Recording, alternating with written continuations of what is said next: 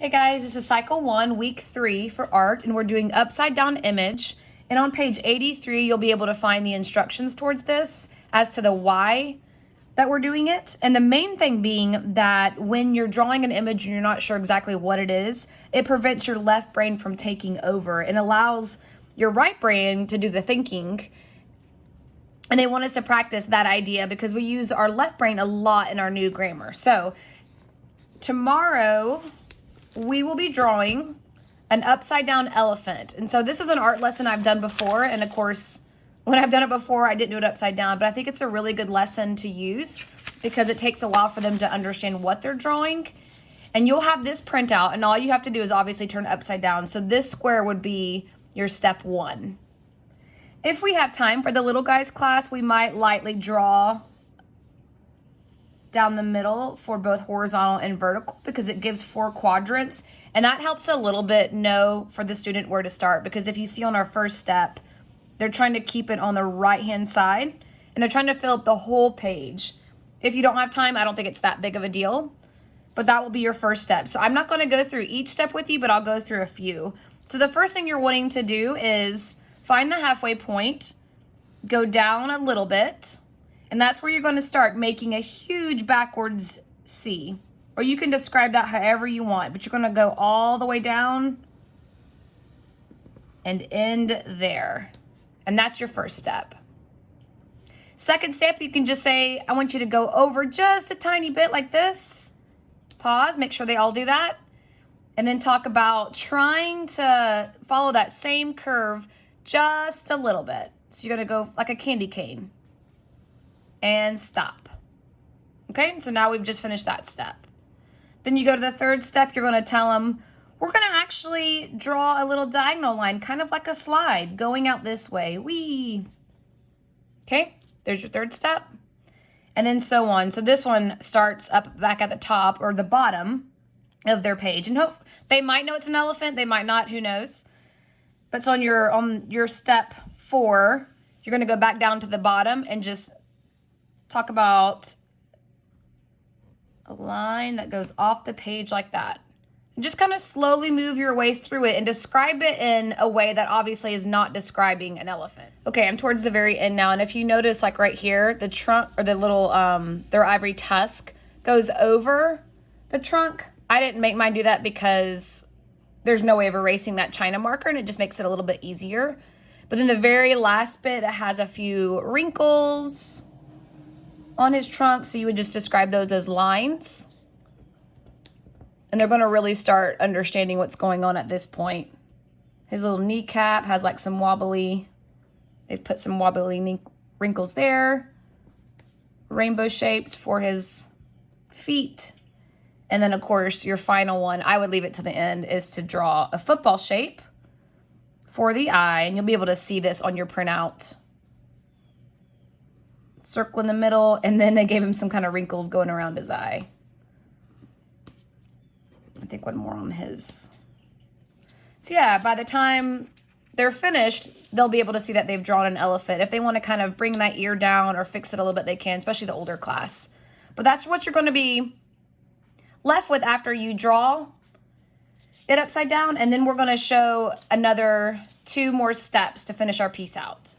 Okay, something I thought would be fun is, just because we're going all around the world this year with different cultures, is to decorate our elephant. You guys will have crayons tomorrow. Pastels is what I'm going to use right now. But I know in India, they obviously do a lot with elephants for their festivals. And you can talk about that. Okay, another thing I thought would be fun. So you guys will have crayons tomorrow, which will do the same thing as the oil pastels. You just want to really encourage them to color heavily, I should say. Is that we're going to decorate our elephant, and you can talk about how, since we're all around the world this year in geography, how other cultures act towards different animals. So like with the elephant, they've used it over all the years as something of royalty. They feel like the elephant is of royalty, and so those with, of course, nobility would be riding on the elephants. They also use it in their festivals, which we can talk about them being Hindu. And of course, we don't believe in what they would believe, but this is one of the reasons why they decorate their elephants, both for celebration to the Hindu gods, which we don't agree with, and then also for tourism, and a long time ago for royalty. So just to kind of make something that's more cultural, not that we agree with everything that they're doing at all, but it's a good teaching tool. You can even add white if you want to. You don't have to, but like if you want to put a few wrinkles that like kind of mimic what you already have, this is just an added thing that you can do because that's going to show up when we paint on top of it. Okay, and now we have gray. You're going to have gray tomorrow, and you're going to have yellow. Those are the only colors you need. So you'll have a paintbrush, and of course, the big thing being that they wash out their paintbrush in between uses, because if they put the gray paint that's on their paintbrush into the yellow's done. Or this is actually going to be orange. So what we're going to do is to share the grays, and you're going to paint over your elephant. Now, of course, your crayon, if they've colored hard enough and well enough, that crayon is going to resist, and you're going to be able to paint gray on top of that. You want to ask them to avoid painting the eye because you want to leave that towards the end. So they're going to paint the gray going around. So the entire elephant gets painted with that. And also the ivory tusk you're wanting to leave white. Okay, so there's my gray elephant. You're also wanting to leave his little toenails white down here. So white toenails, tusk, and eye. And just try to encourage them to do that. I mean, I guess you could paint the eye gray now that I think about it. Or you could have colored it in with a oil pastel. China marker, excuse me. And so then you're going to get out your yellow after they have washed their brush out. And the yellow is just going to be for the background.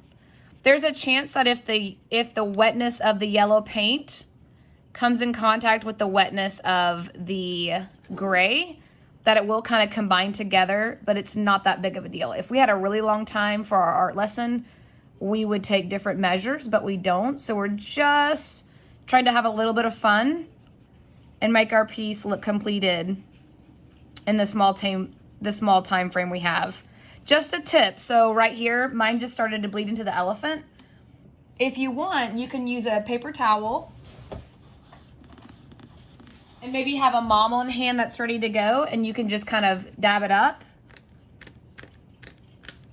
And I just dab that paint off, and I can go back and paint that gray when I'm done with my orange. So that's another solution if you've just got a kid that's really concerned about that. See, mine's about to do it again over here. It's bleeding into that black. It's really no big deal, but there is a solution for that if you have someone melting down. I would encourage you guys to do, so the head is fine, and you can just get them to pick 2 different colors.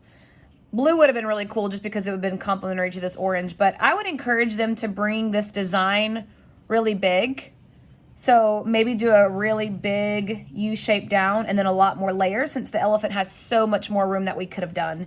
And I did go ahead and color in his eyes. So let me know if you guys have any questions. Hopefully it'll go well. We're not really worried about a ground. They can go back after it dries and do a horizon line and color it in if they want to. But it was more about just us being able to draw something that they didn't realize what it was until towards the end.